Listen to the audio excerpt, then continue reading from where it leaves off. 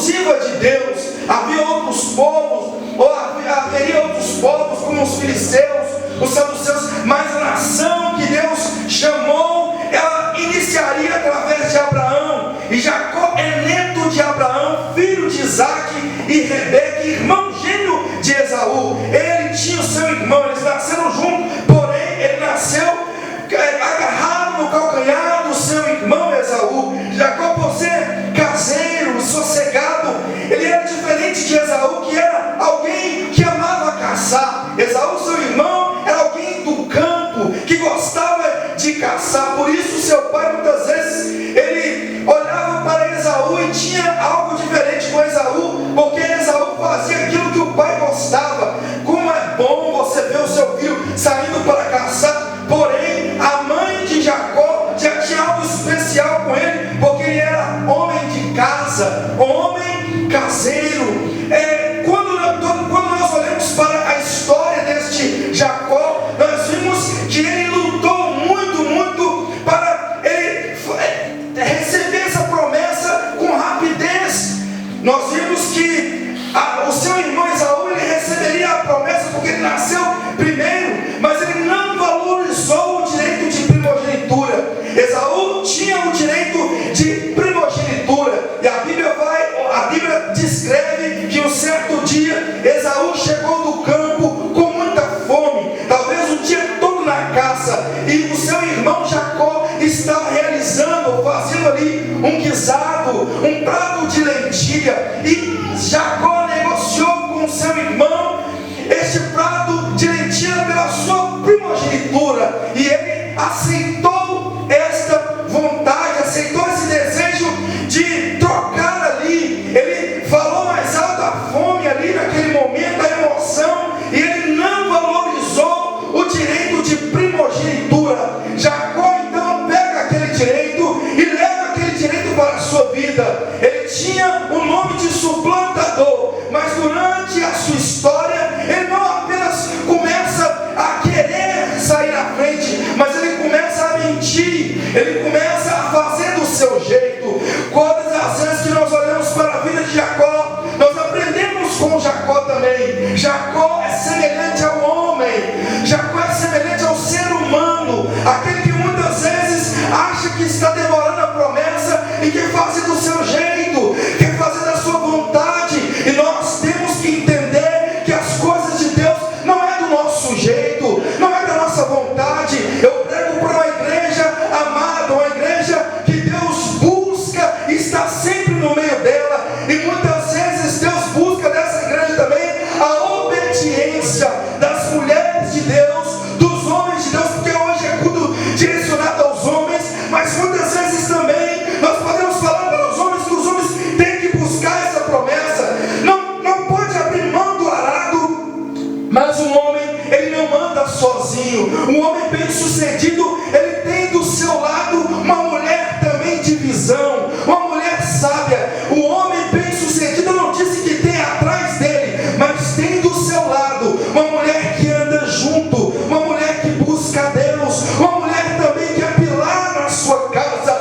Eu prego para uma igreja nesta noite, uma igreja que Deus busca dela uma obediência tal que ela anda junto, mulher e marido, marido e mulher. O homem, para ser bem sucedido, ele tem que estar com uma esposa bem sucedida do seu lado, uma mulher sábia do seu lado, uma mulher também que entende o seu chamado, uma mulher que entende a vontade de Deus na sua vida.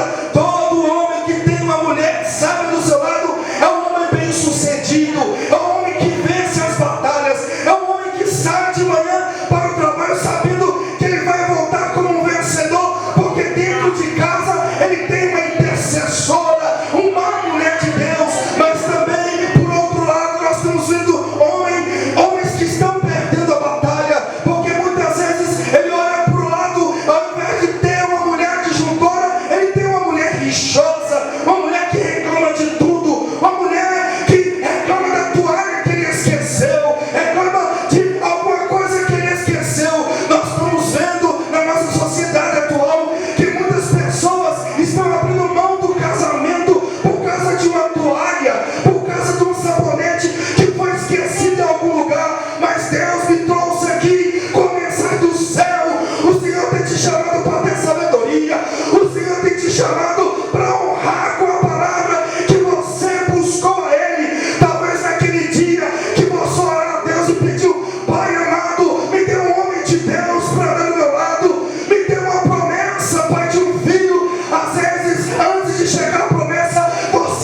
orava, você jejuava, você buscava Deus, mas depois que a promessa chegou, tu parou de jejuar, tu parou de orar, tu parou até de cantar. Mas nessa noite o Senhor me trouxe aqui para lembrar você fez uma promessa, você buscou uma promessa, e eu sou Deus para dizer, a promessa ainda está de pé, mas honre a palavra da sua oração, porque eu sou Deus para cumprir um milagre na sua vida.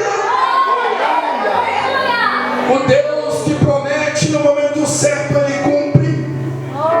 Mas para cumprir a promessa, o homem e a mulher têm que estar alinhados. Nós temos visto nos dias atuais a ideologia do feminismo está entrando dentro da igreja. Mulheres que, se não fizer o que elas querem, elas quebram a mesa. Porque tem ouvido lá de fora que não é dois mais, é você acima do homem, é você que manda em tudo, é você que faz tudo. E alguns homens estão abrindo mão disso para não perder a aliança do casamento. Mas esse é o momento dos homens também buscar a oração, para ele saber que ele foi chamado por Deus para ser administrador do seu lar, com sabedoria, e trabalhar junto com a mulher que é sábia. Porque da mesma forma que tem mulher feminista, tem homem machista, que trata a mulher com todo respeito como uma jumenta. Mulher é algo de valor, vaso frágil, que você trata com amor. Mulher é algo que você tem que tratar como algo frágil, que pode quebrar se você não cuidar. Mulher, ela tem um momento dela que varia o ser emocional. O homem tem que entender esse tempo da mulher, porque você não casou com um homem, como minha esposa fala, você casou com uma mulher, e a mulher é assim. Mas mulher não usa do seu tempo para também tratar o marido de qualquer jeito. Valorize este homem que Deus te deu, porque o homem que Deus colocou na sua vida é uma promessa até que a morte o separe. E muitos têm esquecido disso. Eu acho que eu ia vir pregar a chave aqui. Vou falar com você, imagine comigo, entre comigo lá. Não, entra mesmo na palavra, isso é para mim e para você. Nós estamos cansados de cultos bonitinhos, mas não toca na ferida onde tem que ser tocado. Tem muitos que estão perdendo a aliança do casamento por causa de coisas pequenas, e Deus tem nos chamado para ser profetas dessa nação, para dizer: honre a mulher que Deus te deu, honre o homem que Deus te deu, mulher. Bacana, rabaxai.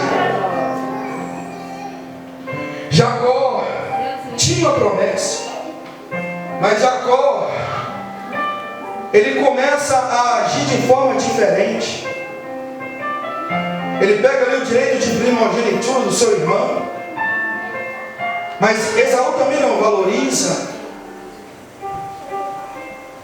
Tem pessoas que estão trocando a promessa por coisas passageiras,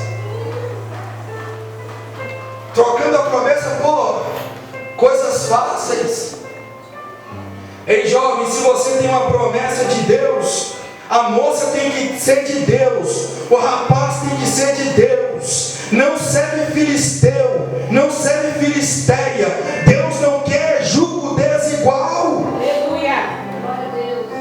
Você recebeu uma promessa, então fique no centro da vontade de Deus, rapaz, moça, porque nos tempos certos a obra de Deus vai se cumprir na sua vida. Certa vez um pastor chegou para mim e disse: ô meu jovem, você é tão ativo na obra de Deus, por que ainda você não está namorando com alguma moça aqui? Eu disse para ele: pastor, eu sei que eu tenho um chamado, e a moça que vai andar do meu lado, ela tem que ter um chamado na minha vida, ela tem que entender o chamado na minha vida, porque se ela não entender, ela vai barrar